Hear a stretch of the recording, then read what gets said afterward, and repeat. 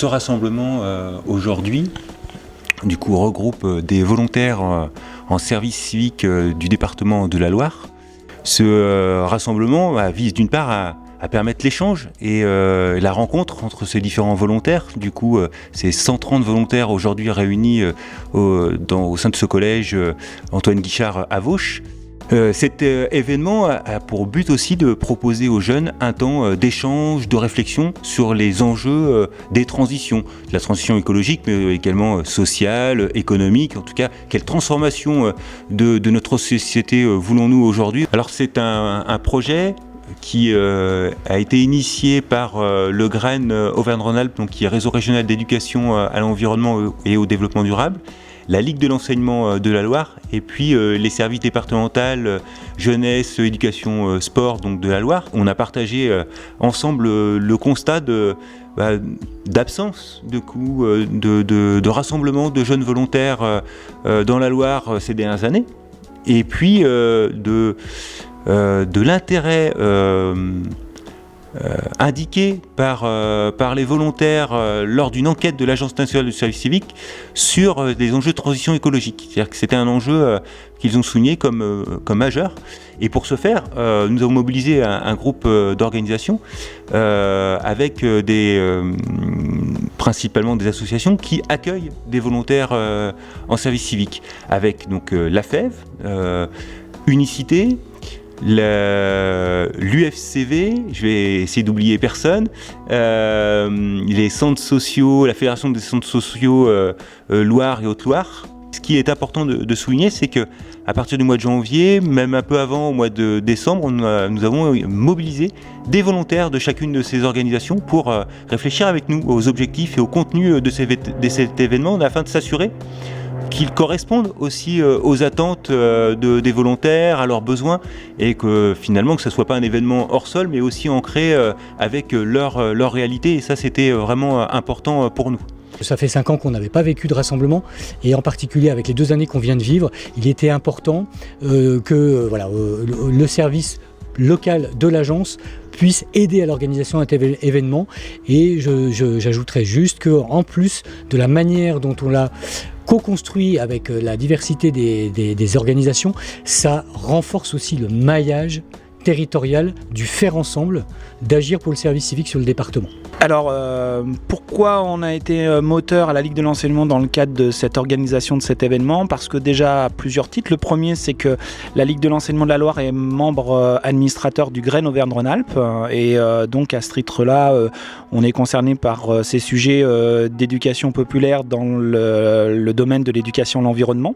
Et qui nous a paru important de pouvoir traiter cette question dans le cadre d'un travail d'une démarche en lien avec les services régionaux d'engagement jeunesse et sport autour du service civique dans le domaine de l'éducation à l'environnement pour accompagner les organismes d'accueil à développer des missions de service civique dans ce domaine-là et aussi dans une recherche de qualité des missions qui ne viennent pas concurrencer l'emploi ni les stages qu'il peut y avoir dans ce domaine-là qui est un domaine professionnel en plein développement depuis pas mal d'années. De l'autre côté, parce que la Ligue de l'enseignement a aussi un service éducation à l'environnement, au développement durable qui intervient sur les questions de transition écologique et citoyenne, et donc on est mobilisé sur ces enjeux-là. Alors le GREN se mobilise sur le service civique parce qu'on est persuadé que dans les contextes actuels de la crise climatique, sociale et des différents enjeux environnementaux, l'engagement des jeunes est essentiel et qu'il y a un fort désir d'engagement de la jeunesse sur ces enjeux-là et que c'est aussi un projet pour nous d'éducation à l'environnement, de prise de conscience et d'accompagnement de la jeunesse sur ces enjeux. Alors déjà, l'idée des services civiques, je trouve que c'est une excellente idée. Nous, dans les collectivités, on fait appel aux services civiques. On en a au sein du département de la Loire. Et puis, bien sûr, les jeunes sont d'abord très sensibles, beaucoup plus sensibilisés que nous, à leur âge, à toutes ces questions-là. Et ils sont un vecteur de communication sans nom. Et ils sont très dynamiques, très moteurs dans la réflexion de la transition.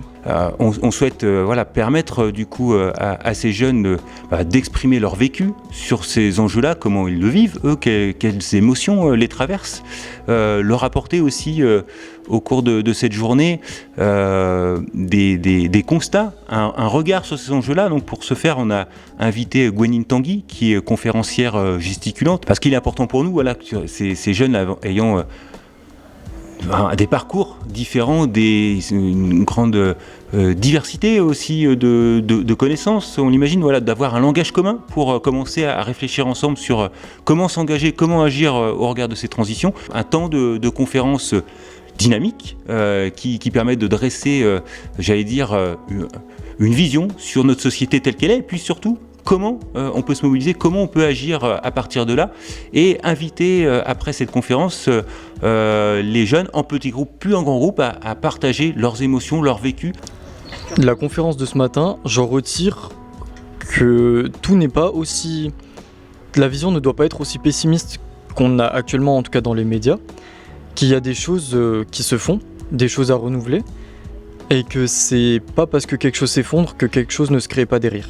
En tout cas, on voulait montrer aussi, par l'intermédiaire des ateliers qui sont proposés l'après-midi, eh bien des actions déjà menées par différentes structures, que ce soit des associations, des entreprises, mais aussi d'anciens volontaires ou d'anciennes volontaires qui mènent des activités. Donc on souhaitait déjà avoir des ateliers du coup autour de l'alimentation, de la culture, de quelle mobilisation des entreprises ou comment préserver la biodiversité, par exemple, quelques exemples d'ateliers, avoir présenté des initiatives et qui donnent du coup des pistes aussi d'engagement possibles pour les jeunes après du coup leur volontariat, et comment poursuivre, peut-être si on parle des entreprises, comment poursuivre du coup ces engagements-là au sein d'une entreprise, quel impact sur leur activité professionnelle à l'avenir, quelle vision ils ont de tout ça. Et puis, pour être aussi dans le concret, on aura une autre série d'ateliers qui va être plutôt dans le faire, dans l'expérimentation. On va leur proposer de tester des choses, des solutions qui peuvent être mises en place individuellement et collectivement. Par exemple, un atelier de fabrication de produits ménagers. Et c'est un enjeu important, et ce regroupement l'est encore, parce que du coup, encore plus parce qu'il y a eu cette co-construction avec les différents acteurs et les partenaires que sont les services de l'État, dans un but de vraiment favoriser la rencontre des jeunes. Et c'est un des objets du service civique, c'est qu'à un moment, les jeunes doivent se rencontrer dans la diversité qu'ils composent, en ayant entre 16 et 25 ans ou jusqu'en 30 ans en situation de handicap, et dans une diversité des parcours de jeunes entre ceux qui sont étudiants à côté, ceux qui peuvent être salariés, ceux qui sont en décrochage scolaire, ceux qui ont fait des études, pas des études, etc. Et des jeunes qui viennent de partout, y compris des jeunes qui ont une autre nationalité que la nationalité française. Et donc ce brassage, cette mixité, du coup de les faire se rencontrer, de réfléchir autour de différentes questions comme ici les transitions et la transition écologique avec des origines variées, fait que du coup ça produit vraiment une diversité, une richesse dans les échanges. Voilà, donc on espère pour ça que c'est une réussite.